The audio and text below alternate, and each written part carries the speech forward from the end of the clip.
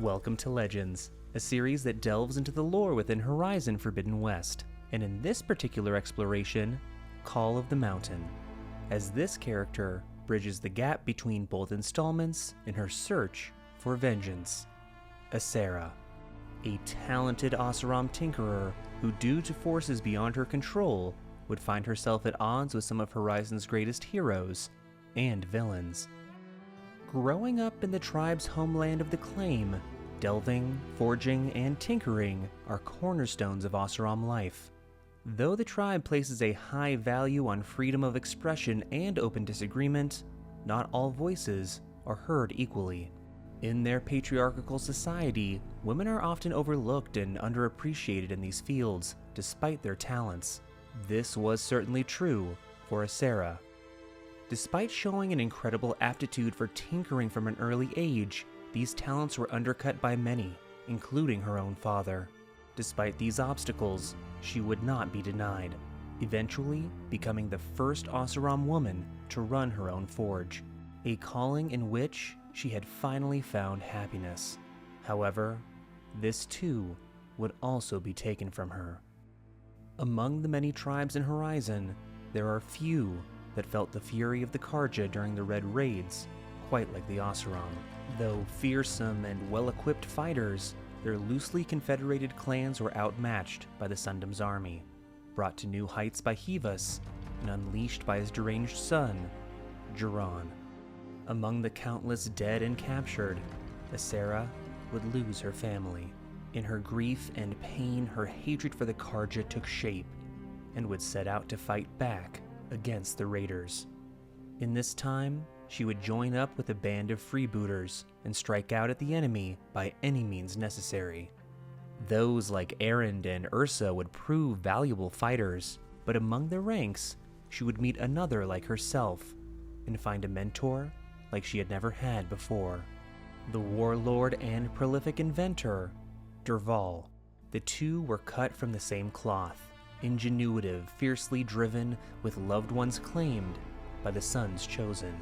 Under his tutelage, Asera would learn to weaponize her inventions, all to eventually lay waste to those who had taken everything from them. This is where the rift would appear between freebooters. When the Mad Sun King's second son, Avad, came to the Claim in search of Ursa, an opportunity appeared to bring the reign of Juran to an end. But for those like Dervahl and Asera, nothing short of complete destruction for the Karja would suffice. In secret, the two hatched a plan.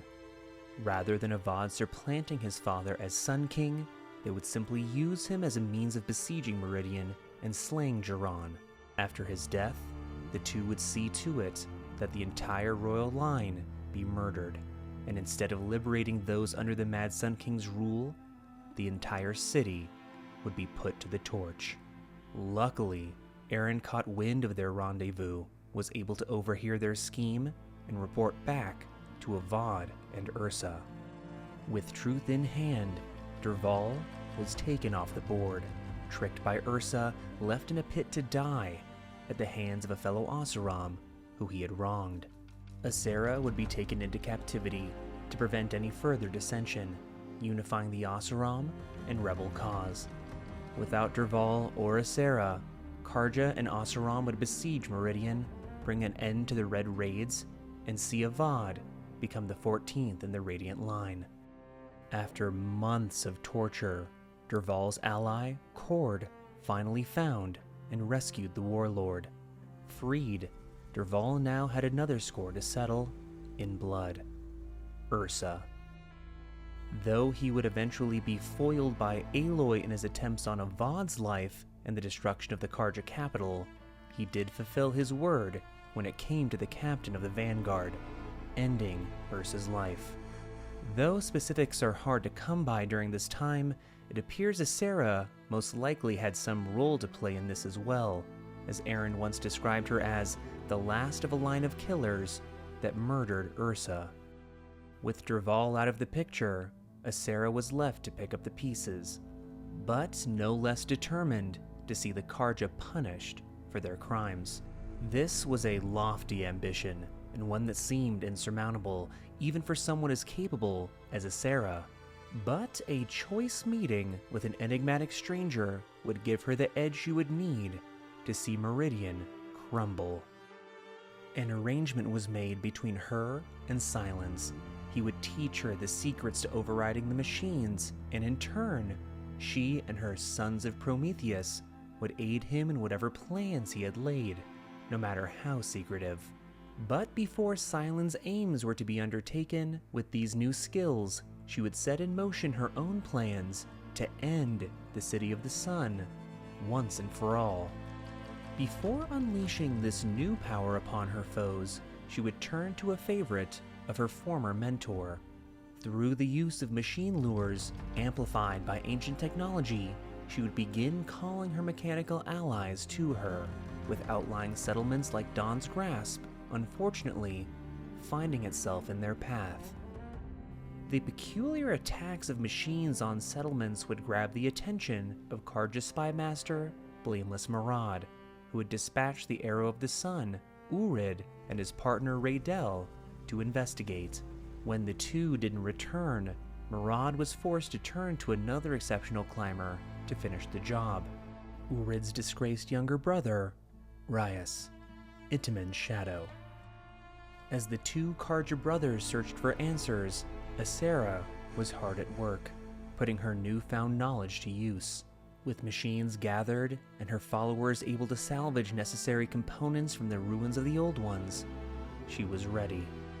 3 tall necks, each overridden and rigged with explosives. All there was left to do was march them into the heart of Meridian and watch the city fall to ruin before her vengeance.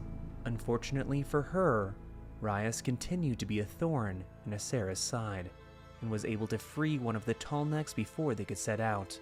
But undeterred, she left with the other 2 all the same.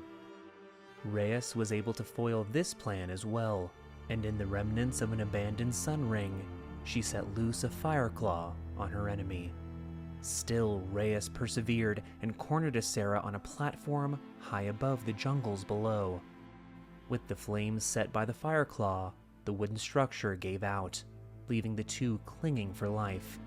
Instead of taking Reyes's hand to reach for safer ground, she decided she would rather die, stating, "The Karja have had power over my life. My death is my own." She let go and plummeted into the trees beneath her. Though she was fully prepared, Asera would not perish, nor would her desire for retribution. A mission that would eventually take her all the way to the Forbidden West. In the West, she would be introduced to a warrior whose disdain for the Karja would rival even her own. With Silence still pulling the strings, Asera and Regala would form an alliance.